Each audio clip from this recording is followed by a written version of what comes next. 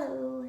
This video is about pelvic floor breathing, the importance of pelvic floor breathing and the difference between pelvic floor breathing and belly breathing. So what is the pelvic floor? Within the pelvic bowl, the muscles that line the pelvic bowl that control the urethral, vaginal, and anal sphincters. They keep our organs in the body. And I also mentioned before about the points in the body where the nerves collect. The 2 points where the nerves of the spine come together at the base of the neck and at the sacrum. And all of these nerves move through this pelvic bowl. If the pelvic floor muscles are too tight or too loose, either way can cause issues like incontinence, erectile dysfunction, anxiety, digestive issues, menstrual issues, eating disorders, fibroids, vaginal bleeding, back pain, ovarian cysts, TMJ, constipation, anxiety, depression, pain using tampons, pain during sex, IBS, acid reflux, fertility issues, birth issues, SI joint dysfunction, and many other symptoms and issues. Probably anything you could think of can be related back to this root area of the body.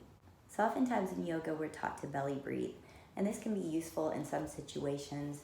When I had panic attacks in high school, my counselor taught me to belly breathe and really helped me get air into my body because my chest was so tight. I was clenching a lot in the upper area, so pushing breath into the belly really helped me take a breath. But the issue with doing belly breathing is that you're not exercising your organs or your pelvic floor. This decreases the tone of the pelvic floor, can cause tightness or laxity, which causes many more issues to come. So I'm going to show you the difference between pelvic floor breathing and belly breath. So breathing in my belly, I'm going to take an inhale, my belly comes forward. All of the organs in my body now are going this way, pushing out into my belly. And then exhale, belly goes in. If I take a pelvic floor breath, I'm going to breathe more into my lower abdomen, into my pelvic bowl, and up into my chest and collarbone. So it's almost like an hourglass shape rather than a belly shape. So I'm going to breathe into my chest and lower abdomen. So you might see this pop up a little bit here, down here, but your belly stays pretty toned. It allows the breath to come outward here and 360 outward here. My belly's gonna stay toned and it almost lifts up a little bit for me. As my chest lifts, it just kind of lengthens my belly, which is gonna increase my belly tone. If I continue to just keep doing belly breaths, I'm always gonna have this kind of bulge in my stomach. I'm gonna get a little pot belly, what I call the Buddha belly of the yogis. With pelvic floor breathing, you're gonna be able to tone your belly and get more integrity and strength in your core. So when I belly breathe, my organs are pushed outwards into my belly. If I pelvic floor breathe, they're pushed downward into the pelvic floor to stretch slightly, give some tone to the pelvic floor, but also to kind of wring out the organs. It compresses them down.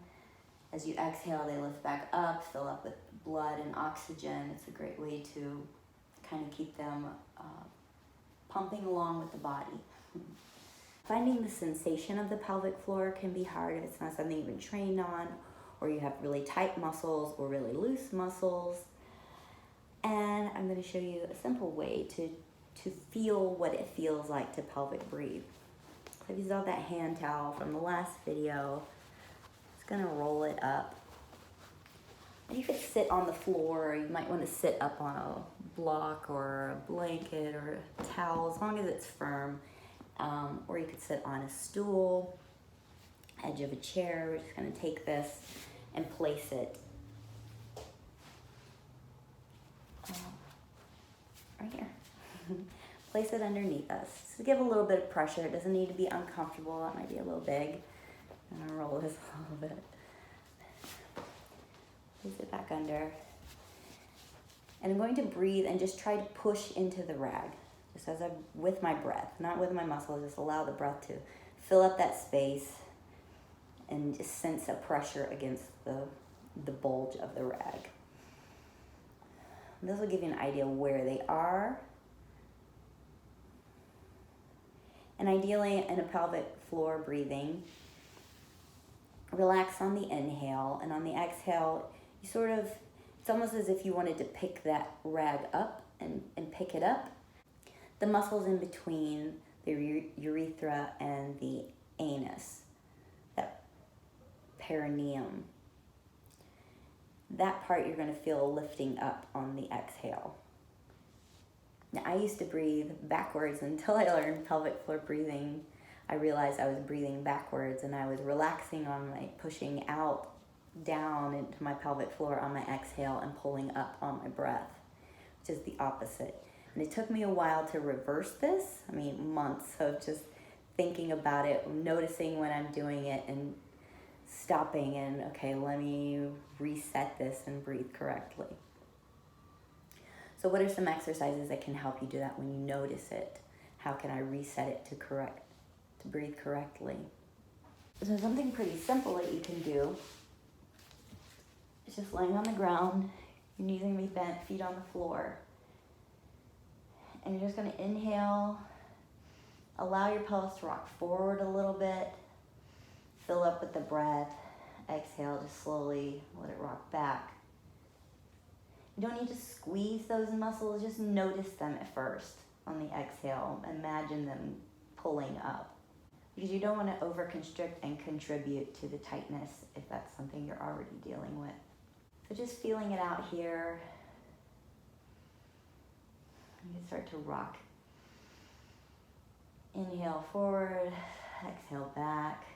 It's kind of like a cat-cow on the floor. This really gives support to the pelvic area, allows you to breathe deeply into it, really expanding into support. Probably my favorite go-to for resetting my pelvic floor breathing is goddess pose. So you stand with your legs farther apart, you turn your toes outward, forward. I like them a little bit diagonal. Come into a squat. And normally in a yoga class, we inhale up, exhale down, right? Pull in, down, as we go down, pull in. But this we're gonna do a reverse. We're going to breathe as we bend down, really allowing the pelvic floor to open up so we can feel the breath go into it. And then we're gonna pull up on the exhale. And also feeling the integrity of the pelvic floor pulling up, giving us that support and integration in the midline as it's pulling together. It really zips us up. It's kind of a zipping feeling. So we'll inhale, release, exhale, zip up. Inhale, release, exhale, zip up. You don't have to do the arms, just giving a visual. So this is an easy exercise you can do to reset, start to retrain the body to breathe a different way. There's so much I could say on this topic. Hopefully what I've talked about will give you an idea and an introduction to pelvic floor breathing. See if you've been breathing backwards, and hopefully this little change will bring a lot of honest relief to any complications you've been dealing with. Thanks for watching.